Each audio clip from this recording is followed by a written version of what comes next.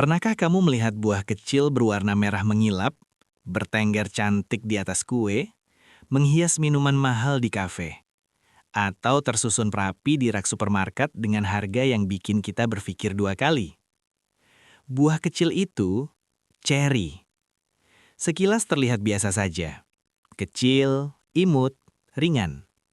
Tapi tahukah kamu, di balik ukurannya yang mungil, tersembunyi nilai ekonomi yang tidak kecil. 1 kilogram ceri impor bisa dihargai jauh di atas buah lokal biasa. Dan ironisnya, kita terus membelinya dari luar negeri. Pertanyaannya sekarang, kenapa kita tidak menanamnya sendiri? Kenapa buah yang selalu dianggap buah luar negeri ini seolah mustahil dibudidayakan di Indonesia? Dan yang lebih mengejutkan lagi, kenapa hanya sedikit orang yang mencoba, padahal peluangnya terbuka? Apakah benar ceri tidak bisa tumbuh di iklim tropis? Atau sebenarnya ada rahasia yang belum banyak diketahui? Bayangkan ini, di saat banyak orang berlomba menanam komoditas yang sama, cabai, mangga, jeruk, pisang, pasarnya penuh, persaingan ketat, harga sering jatuh. Tapi di sisi lain, ada satu buah premium yang pemainnya masih sedikit, pasarnya jelas, dan harganya stabil. Inilah peluang sunyi itu, budidaya ceri.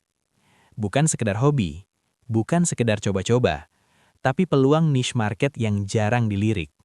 Dan di video ini, kita akan membongkar kenapa budidaya ceri bisa menjadi sumber penghasilan yang menjanjikan, serta rahasia apa saja yang tidak banyak diketahui pemula. Jangan kemana-mana, karena bagian terpenting justru ada di tengah pembahasan nanti. Salah satu alasan utama orang tidak menanam ceri adalah ketakutan. Ketakutan karena mitos. Kita terbiasa melihat kebun ceri di negara seperti Amerika atau Jepang.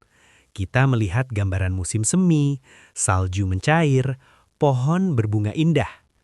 Tanpa sadar, kita menyimpulkan satu hal. Ceri hanya bisa tumbuh di negara 4 musim. Padahal kenyataannya tidak sesederhana itu. Memang benar, banyak varietas ceri tradisional membutuhkan periode dingin tertentu untuk berbunga. Namun, tidak semua varietas sama. Di dunia pertanian modern, sudah banyak pengembangan varietas adaptif yang bisa tumbuh di dataran tinggi tropis. Indonesia sendiri memiliki banyak wilayah dengan suhu sejuk alami di pegunungan. Artinya apa? Bukan tidak bisa, tapi belum banyak yang mencoba dengan serius. Kesalahan pemula biasanya ada di sini. Mereka membeli bibit tanpa riset varietas. Mereka menanam di dataran rendah panas. Mereka tidak memahami kebutuhan suhu dan pemangkasan. Lalu ketika gagal, mereka menyimpulkan ceri memang tidak cocok di Indonesia. Padahal, masalahnya bukan pada tanamannya. Masalahnya pada teknik dan pemilihan lokasi. Ceri membutuhkan suhu relatif sejuk, drainase baik, dan sinar matahari cukup, bukan perlakuan ekstrim. Banyak tanaman gagal bukan karena sulit, tapi karena diperlakukan seperti tanaman biasa. Padahal, ceri memiliki karakter khusus. Dan ketika karakter itu dipahami, hasilnya bisa sangat berbeda. Sekarang, mari kita bahas sisi bisnisnya. Kenapa ceri selalu mahal? Jawabannya sederhana. Pasokan terbatas, permintaan stabil. Ceri bukan buah konsumsi harian seperti pisang. Ceri adalah buah premium. Digunakan untuk topping kue, hiasan dessert, minuman premium, hampers buah, kebutuhan hotel dan restoran.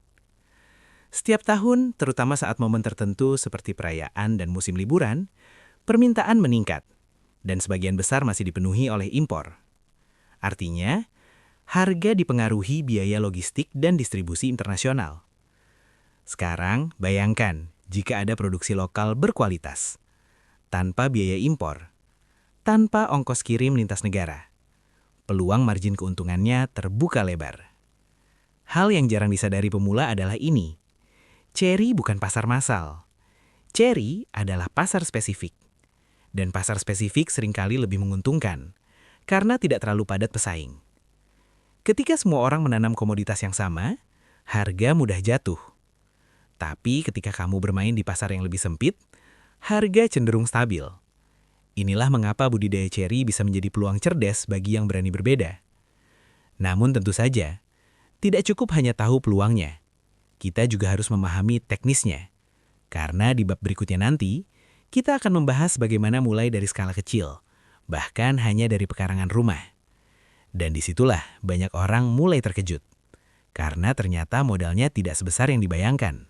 Sekarang pertanyaannya, bagaimana cara memulai budidaya ceri tanpa harus memiliki lahan luas? Banyak orang menunda karena merasa belum punya kebun, belum punya tanah hektaran, belum punya modal besar. Padahal kenyataannya, ceri bisa dimulai dari skala kecil. Sistem tabu lampot, tanaman buah dalam pot, adalah salah satu solusi paling realistis. Dengan pot berdiameter besar, media tanam yang gembur, serta drainase yang baik, ceri sudah bisa tumbuh dengan optimal. Media tanam ideal biasanya campuran tanah subur, kompos matang, dan sekam bakar. Tujuannya satu, akar bisa bernafas dengan baik. Ceri sangat sensitif terhadap genangan air. Jika akar terlalu lama basah, pertumbuhan akan terganggu. Itulah sebabnya drainase menjadi kunci. Kemudian soal sinar matahari. Ceri membutuhkan paparan cahaya minimal 6 hingga 8 jam sehari. Semakin cukup cahaya, semakin kuat proses fotosintesis, dan semakin kuat tanaman. Untuk pemula, memulai dari 5 hingga 10 pohon adalah langkah aman. Kenapa? Karena kamu masih dalam tahap belajar karakter tanaman. Dari situ, kamu bisa memahami pola pertumbuhan, respon pupuk, kebutuhan air, hingga teknik pemangkasan. Setelah satu siklus berhasil, barulah diperbesar. Inilah kesalahan banyak orang. Mereka ingin langsung besar, tanam banyak sekaligus, tapi belum memahami tekniknya. Hasilnya, kerugian di awal membuat mereka menyerah. Padahal, budidaya ceri lebih cocok untuk strategi bertahap. Ingat, bisnis pertanian bukan sprint, ini maraton. Dan yang menang adalah yang konsisten. Sekarang kita masuk ke bagian paling krusial. Teknik yang sering diabaikan, tapi justru menentukan hasil. Pertama, pemangkasan. Ceri termasuk tanaman yang perlu dibentuk sejak dini. Pemangkasan bukan hanya soal estetika, ini tentang manajemen energi. Tanaman memiliki energi terbatas. Jika dibiarkan tumbuh liar, energi habis untuk daun dan cabang. Dengan pemangkasan terarah, energi dialihkan ke pembentukan bunga. Biasanya pemangkasan dilakukan setelah masa panen atau saat pertumbuhan vegetatif terlalu dominan. Cabang yang terlalu rapat harus dibuang agar sirkulasi udara baik.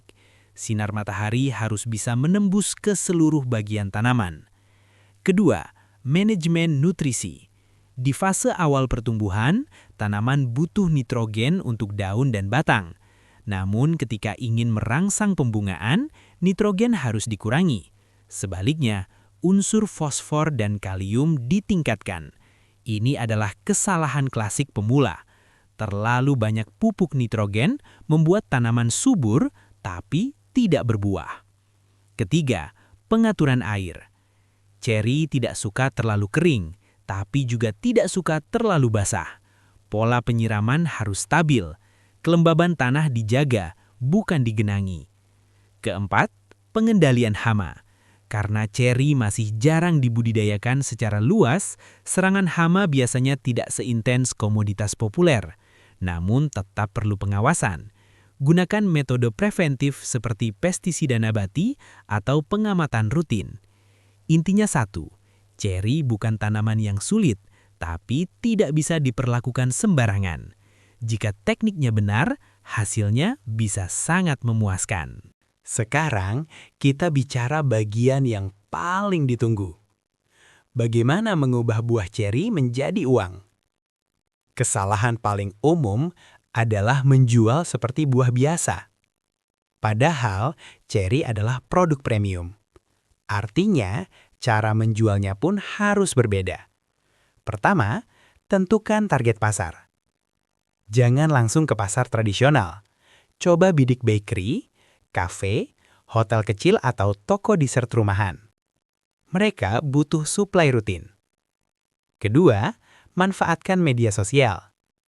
Tampilkan visual buah yang merah mengkilap. Tunjukkan proses budidaya alami. Bangun cerita bahwa ini adalah ceri lokal berkualitas. Di era sekarang, storytelling meningkatkan nilai jual. Ketiga, jual pengalaman. Jika memungkinkan, buat konsep petik langsung. Orang kota rela membayar lebih untuk pengalaman memetik buah segar dari pohon. Keempat, olah menjadi produk turunan. Ceri bisa dijadikan selai, sirup, topping kue, bahkan hampers premium. Nilai tambah ini yang membuat margin keuntungan meningkat drastis. Sekarang, bayangkan ini. Jika satu pohon menghasilkan beberapa kilogram dalam satu musim, dan kamu memiliki puluhan pohon produktif, dengan harga premium, angka omsetnya bisa sangat menarik.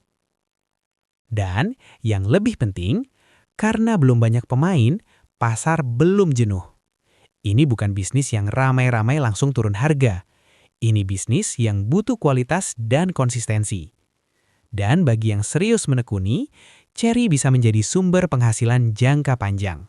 Sekarang kita masuk ke bagian yang sering membuat orang benar-benar tertarik. Angka. Karena pada akhirnya, budidaya bukan hanya soal menanam, tapi tentang hasil. Mari kita buat gambaran sederhana. Misalnya, kamu memulai dengan 20 pohon ceri produktif. Tidak perlu ratusan dulu, cukup 20. Jika satu pohon dalam satu musim menghasilkan rata-rata beberapa kilogram buah, berarti kamu sudah memiliki puluhan kilogram dalam satu kali panen. Sekarang bayangkan, jika buah itu kamu jual sebagai produk premium. Bukan sekedar ditimbang dan dilepas begitu saja, tapi dikemas rapi, bersih, menarik. Ceri lokal segar dipetik langsung dari kebun tanpa perjalanan ribuan kilometer seperti impor. Nilai jualnya berbeda, margin keuntungannya juga berbeda. Dan jangan lupa, ceri bukan tanaman semusim. Begitu pohon masuk usia produktif, ia bisa menghasilkan setiap musim selama bertahun-tahun. Artinya, investasi di awal adalah untuk jangka panjang. Sekarang kita bicara skenario lanjutan. Bagaimana jika 20 pohon itu berkembang menjadi 50? Bagaimana jika kamu sudah punya pelanggan tetap?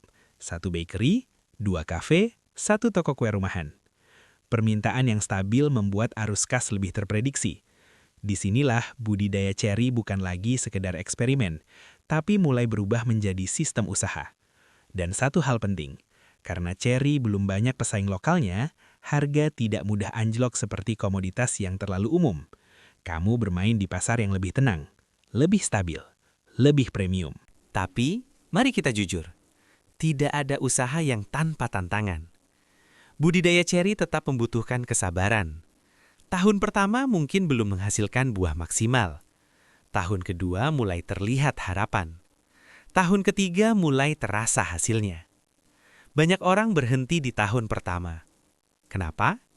Karena tidak sabar. Mereka ingin cepat. Mereka ingin langsung panen besar. Padahal tanaman butuh waktu untuk beradaptasi. Ada juga tantangan cuaca. Ada tantangan hama. Ada tantangan belajar teknik pemangkasan yang benar. Namun, justru karena tidak instan, tidak semua orang mau menjalaninya. Dan disitulah letak peluangnya. Bisnis yang terlalu mudah biasanya cepat ramai. Ketika ramai, harga turun. Ketika harga turun, semangat ikut turun. Ceri berbeda. Ia menuntut ketelatenan, menuntut konsistensi, menuntut pembelajaran. Dan orang yang mau belajar biasanya lebih siap untuk bertahan. Ingat ini baik-baik. Keunggulan terbesar bukan pada lahannya, bukan pada modalnya, tapi pada mentalitasnya. Jika kamu memperlakukan ceri sebagai investasi jangka panjang, bukan proyek coba-coba, hasilnya akan berbeda. Sekarang, mari kita kembali ke awal. Buah kecil, merah mengkilap. Sering kita lihat, tapi jarang kita pikirkan sebagai peluang. Ceri selama ini hanya kita kenal sebagai buah impor mahal, sebagai hiasan di atas kue, sebagai pelengkap minuman mewah. Padahal mungkin saja ia bisa tumbuh di halaman rumah kita sendiri, di pekarangan sederhana, di dataran tinggi yang selama ini kita anggap biasa saja. Kadang, peluang besar tidak berteriak, tidak viral, tidak ramai diperbincangkan. Ia tidak muncul di setiap percakapan, tidak menjadi tren musiman. Ia hadir diam-diam, tenang, seolah menunggu. Menunggu orang yang cukup jeli untuk melihatnya, cukup berani untuk mencoba, cukup sabar untuk merawatnya. Budidaya ceri adalah salah satu peluang sunyi itu. Pasarnya ada, nilainya premium, pemainnya masih sedikit, ruangnya masih terbuka. Namun tentu saja, tidak semua orang akan berani mencoba. Sebagian hanya akan menonton. Sebagian hanya akan berkata, nanti saja. Sebagian lagi akan ragu sebelum mulai. Dan hanya sedikit yang benar-benar menanam bibit pertama. Karena setiap kebun besar berawal dari satu keputusan kecil. Menanam. Keputusan yang mungkin terlihat sederhana hari ini, tapi bisa mengubah kondisi beberapa tahun ke depan. Mungkin hari ini kamu hanya menanam 1 pohon, mungkin 2, mungkin masih belajar, masih mencoba, masih mencari pola terbaik. Tapi siapa tahu, beberapa tahun dari sekarang, itu menjadi kebun produktif yang kamu banggakan. Sumber penghasilan, sumber kemandirian, sumber peluang baru bagi keluarga. Bayangkan suatu hari, kamu melihat deretan pohon ceri berbuah merah di kebunmu sendiri. Bukan lagi sekadar pembeli, tapi produsen. Bukan lagi hanya melihat harga mahal di supermarket, tapi menentukan harga dari hasil panenmu sendiri. Jadi pertanyaannya sekarang, apakah ceri hanya akan tetap menjadi hiasan di atas kue? Atau akan menjadi bagian dari perjalanan suksesmu? Apakah kamu akan terus menunggu waktu yang sempurna? Atau mulai dari kondisi yang ada hari ini? Karena waktu akan terus berjalan, musim akan terus berganti, dan peluang tidak menunggu terlalu lama. Keputusan ada di tanganmu, karena peluang tidak pernah benar-benar hilang. Ia hanya berpindah kepada mereka yang berani melihatnya, berani merawatnya, dan berani memetiknya.